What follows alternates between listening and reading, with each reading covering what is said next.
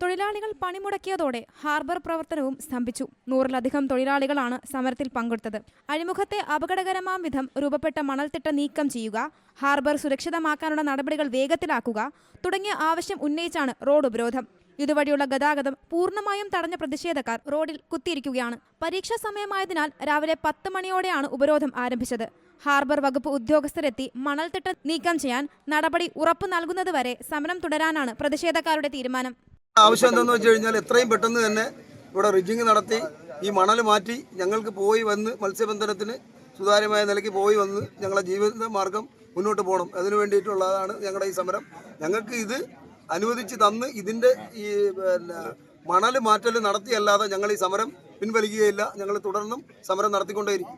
ഇടവകകളുടെ നേതൃത്വത്തിൽ നേരത്തെ harbour executive എഞ്ചിനീയറുടെ ഓഫീസിന് മുൻപിൽ ഏകദിന സൂചനാ ധർണാ സമരം നടത്തിയിരുന്നു. അഞ്ചുതെങ്ങ്, കഠിനംകുളം പോലീസ് സ്റ്റേഷനുകളിലെ പോലീസ് സമരം നടക്കുന്ന സ്ഥലത്ത് എത്തിയിരുന്നു. എക്സിക്യൂട്ടീവ് എഞ്ചിനീയറുമായി നടന്ന ചർച്ചയിൽ ഒരാഴ്ചയ്ക്കുള്ളിൽ മണൽ നീക്കുന്ന പ്രവർത്തനങ്ങൾ ആരംഭിക്കുമെന്ന ഉറപ്പിൽ മേൽ സമരം അവസാനിപ്പിക്കുകയായിരുന്നു. സി മലയാളം ന്യൂസ്, തിരുവനന്തപുരം. ഏറ്റവും പുതിയ വാർത്തകളും വിശേഷങ്ങളും വിരൽ തുമ്പിലറിയാൻ സി മലയാളം ന്യൂസ് എല്ലാ ഡിജിറ്റൽ പ്ലാറ്റ്ഫോമുകളിലും ലഭ്യം.